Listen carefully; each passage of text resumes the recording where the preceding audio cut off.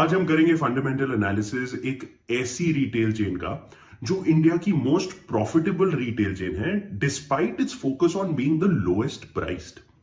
जी हां, हम बात कर रहे हैं एवेन्यू सुपरमार्ट्स की, जिसको आप डीमार्ट के नाम से भी जानते होंगे। तो इस वीडियो में हम डिस्कस करेंगे company overview, industry overview, company के इंपॉर्टेंट फाइनेंशियल रेशियोज, कंपनी के ऑपरेटिंग सेगमेंट्स कौन से हैं, कंपनी के स्ट्रेंथ्स एंड वीकनेसेस क्या है, और उसके अलावा what looks like the way ahead for the company.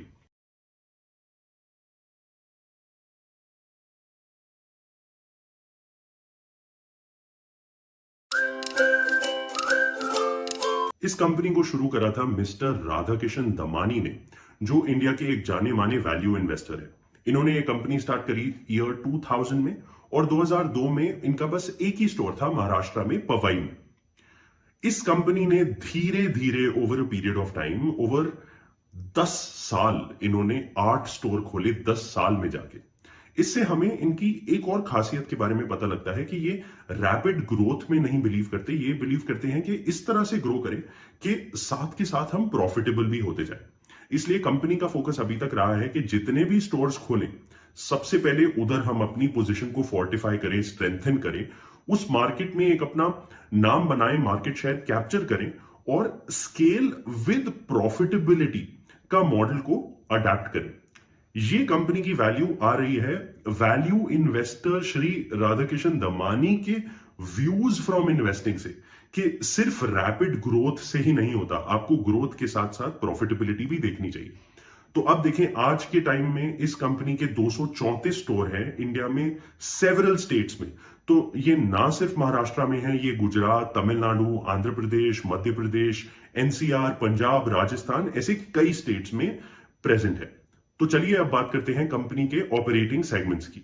DMart के कई सब ब्रांड्स हैं, जैसे DMart Minimax, DMart Premia, D Homes और डच हार्बर। अगर प्रोडक्ट सेगमेंट्स की बात करें तो इनकी एक कैटेगरी है फूड्स की, जिसके अंदर डेयरी प्रोडक्ट्स, आटा, दाल एंड कई सारे खाने के सामान इंक्लूडिंग पैकेज्ड फूड्स, फल, सब्जियां वगैरह, ये सब बेचते हैं। सेकंड कैटेगरी है एफएमसीजी प्रोडक्ट्स की, जिसके अंदर आता है home care products, personal care products and over the counter items. Third है जनरल मर्चेंडाइज एंड अपैरल की, जिसके अंदर जूते, कपड़े, प्लास्टिक के आइटम्स, मेटल के आइटम्स, टॉयज वगैरह, ये सब बेचते हैं। अगर हम देखें कि कंपनी का रेवेन्यू इन सब सेगमेंट्स में से कैसे आता है, तो फूड सेगमेंट कंट्रीब्यूट करता है रफली 57% ऑफ द टोटल रेवेन्यूज को, एफएमसीजी कंट्रीब्यूट करता है लगभग 20%, and remaining general merchandise and apparel contribute करता है लगभग 23% of the total revenues of the company. अगर आप कंपनी की ग्रोथ स्ट्रैटेजी को एनालाइज करेंगे तो आप देखेंगे कि इन्होंने बहुत रैपिडली अपने नंबर ऑफ स्टोर्स को नहीं बढ़ाया है। कंपनी का फोकस रहा है कि जहां पे भी स्टोर खोलें, पहले उससे मार्केट शेयर को कैप्चर करें, उसको प्रॉफिटेबल बनाएं, और उसके बाद मोर नंबर ऑफ स्टोर्स इनकी चेन में ऐड करें। तो 2002 के अगर आंकड़े देखें तो उस समय इनके पास बस एक स्टोर था। 2014 में जाके इनके 89 स्टोर्स हो गए। उसके बाद 2019 में इन्होंने 214 स्टोर्स खोल लिए थे, और 2020-21 तक आज इनके पास रफली 234 स्टोर्स हैं। कंपनी की 3 सब्सिडरीज हैं, Avenue E Commerce, Avenue Food Plaza and Align Retail Trades. इन तीनों सब्सिडरीज के अगर हम फाइनेंशियल ईयर 2020-21 के ऑडिटेड फाइनेंशियल्स को देखें तो हम पाएंगे कि एवेन्यू ई कॉमर्स ने लगभग 793 करोड़ का रेवेन्यू करा था, जिसमें उनका लॉस था 81 करोड़ का। एवेन्यू फूड प्लाजा सब्सिडरी ने 15 करोड़ का रेवेन्यू करा था, जिसमें से लॉस था 2 करोड़ का। और जो इनके सबसे बड़ा सेगमेंट और सबसे बड़ी सब्सिडरी है अलायन रिटेल ट्रेड्स, उसमें इन्होंने 1296 करोड़ का रेवेन्यू करा था, और प्रॉफिट आफ्टर टैक्स था 16 करोड़ का। कंपनी ने एवेन्यू ई कॉमर्स वाली सब्सिडरी शुरू करी 2020 में, जिसमें आप डीमार्ट रेडी ऐप के द्वारा सामान ऑर्डर कर सकते हैं, या फिर dmart.in वेबसाइट पे जाके भी सामान ऑर्डर कर सकते हैं। आपके पास ऑप्शन रहती है कि या तो आप सेल्फ पिकअप वाली ऑप्शन सिलेक्ट करें, या फिर आप डिलीवरी भी चूज कर सकते हैं कि कोई इनकी कंपनी से आके आपको सामान घर पे ही डिलीवर कर देगा। कंपनी ने मुंबई के 2 स्टोर्स को फुलफिलमेंट सेंटर में कन्वर्ट कर दिया है, और अभी इसकी प्रेजेंस 7 सिटीज में है, जिनमें से है मुंबई, अहमदाबाद, पुणे, बैंगलोर, हैदराबाद, सूरत और वडोदरा। अगर आप इंडस्ट्री को समझना चाहेंगे कि रिटेल सेक्टर कैसे परफॉर्म करता है, तो इंडिया की जीडीपी में 10% कंट्रीब्यूशन रिटेल सेक्टर की है। 8% of the employment force retail sector में ही एम्प्लॉयड है। उसके अलावा कंपाउंडेड एनुअल ग्रोथ रेट अगर हम इस इंडस्ट्री की ग्रोथ को देखेंगे तो वो 9% का बनता है कि by 2030 this is expected to grow to a size of $1.88 trillion in India, जिसमें से 60% कॉन्ट्रीब्यूशन तो फूड प्रोडक्ट्स की ही होगी।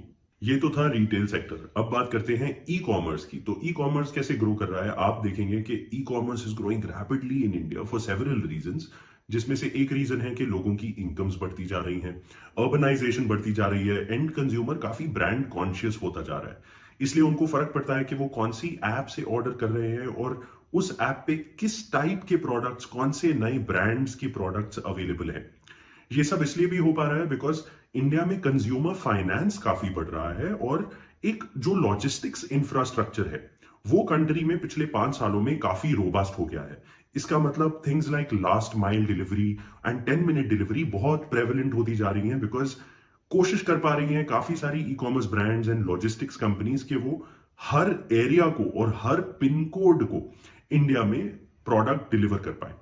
उसके अलावा गवर्नमेंट भी एफडीआई नॉर्म्स को काफी ईज आउट कर रही है ताकि काफी फॉरेन फंडिंग आ पाए ई कॉमर्स सेगमेंट पे। इसी वजह से ये सेक्टर काफी रैपिडली ग्रो कर रहा है, जिसका एक बहुत इंपॉर्टेंट पार्ट बनने जा रहा है अब डीमार्ट। फाइनेंशियल्स कंपेयर करने के लिए हमें एवेन्यू सुपरमार्ट्स के कंपैरेटिव कोई एक इक्विवेलेंट लिस्टेड एंटिटी नहीं मिलती इंडिया में। इसलिए नंबर्स को कंपेयर करने के लिए हम आपको बताएंगे फ्यूचर रिटेल और स्पेंसर रिटेल के भी कुछ important financial ratios in comparison to Avenue Supermarts. Market cap Avenue की है 3 लाख करोड़ की, जिसके कंपैरिजन में फ्यूचर रिटेल की है 3000 करोड़ एंड स्पेंसर्स है रफली 895 करोड़ पे। Price to earnings ratio of Avenue Supermarts is 219, price to book ratio is 23.6 and debt equity ratio is 0.04। ये रेशो स्पेसिफिकली अगर आप देखेंगे तो बहुत इंप्रेसिव है बिकॉज इसके कंपैरिजन में स्पेंसर्स रिटेल की डेट इक्विटी रेशो है 8.09। इसका मतलब इसका कंपटीशन को कितना डेट लेने की जरूरत पड़ रही है वर्किंग कैपिटल और एक्सपेंशन के लिए, जहां पे एवेन्यू सुपरमार्ट्स अपने पैसे से ही ग्रो कर रहा है। करंट रेशो एवेन्यू की है 3.27 की, इन कंपैरिजन फ्यूचर रिटेल की है 0.7 और स्पेंसर की है 0.61। इस मेट्रिक पे भी एवेन्यू सुपरमार्ट बहुत बेटर परफॉर्म कर रहा है। रिटर्न ऑन इक्विटी इस कंपनी की है 9.45, in comparison Future Retail is at -134% and Spencer is at -74.7%। Operating profit margin of Avenue is 7.86% और Future is -16% and Spencer is 1.73%। Net profit margin है 4.55% का, जिसके कंपैरिजन में फ्यूचर का है -50% एंड स्पेंसर का है -7%। 5 ईयर सेल्स CAGR डीमार्ट की है 23% की, जहां पे फ्यूचर रिटेल की है -1.7% की। पिछले 1 ईयर रिटर्न्स की बात करें तो एवेन्यू सुपरमार्ट ने दिया है 72.8%, फ्यूचर ने दिया है -26% एंड स्पेंसर ने दिया है लगभग 30%। इस कंपनी की स्ट्रेंथ को अगर आप देखना चाहेंगे तो आप देखेंगे कि कंपनी की ब्रांड वैल्यू बहुत अच्छी है। Despite them constantly focusing on कि हमें कस्टमर को वैल्यू देनी है। कस्टमर को कैसे देनी है value? By consistent low prices. इसका मतलब एक बहुत ही कंपेटिटिव प्राइस मार्केट में भी ये कस्टमर्स को वैल्यू देके विदाउट एनी डेट इस कंपनी को प्रॉफिटेबल तरीके से रन कर पा रहे हैं। ये इसलिए भी हो रहा है क्योंकि ये बहुत रैपिड ग्रोथ में नहीं बिलीव करते। ये मानते हैं कि एक जगह स्टोर खोलें तो उससे पहले मार्केट शेयर को कैप्चर करके उस जगह पे अपनी पोजीशन को स्ट्रेंथन करें और उसके बाद ग्रोथ करें in terms of number of stores. Weaknesses पे आए तो कंपनी कंपीट कर रही है रिलायंस रिटेल से, जो इसका बहुत ही बड़ा कंपेटिटर है। एंड किसी भी कंपनी के लिए किसी भी इंडस्ट्री में रिलायंस जैसे मैमथ से कंपीट करना आसान नहीं। उसके अलावा ई कॉमर्स सेगमेंट में ये काफी लेट एंट्रेंट है, क्योंकि ऐसे टाइम पे जब Amazon, फ्लिपकार्ट, स्विगी, जोमैटो सारे ही ग्रोसरी डिलीवरी में घुसना चाह रहे हैं, उस पॉइंट पे इनको घुस के प्रॉफिटेबल होना और सेम लेवल की स्केल अचीव करना और अपना ब्रांड मेंटेन रखना वो कोई आसान काम नहीं। ऐसे टाइम पे जब काफी सारे venture capital backed funds and startups आ रहे हैं इस बहुत ही हॉट मार्केट में एंटर होके मार्केट को कैप्चर करने के लिए, इस सारी इंफॉर्मेशन को मद्देनजर रखते हुए स्टिफ कंपटीशन के बावजूद आपको जान के हैरानी और शायद खुशी होगी कि डीमार्ट यानी एवेन्यू सुपरमार्ट्स एक अकेली कंपनी है जो रिटेल सेगमेंट में इस लेवल की प्रॉफिटेबल है। इस कंपनी की स्ट्रॉन्ग मैनेजमेंट है, स्ट्रॉन्ग ब्रांड प्रेजेंस है एंड इनका फोकस है on financial fundamentals and value creation.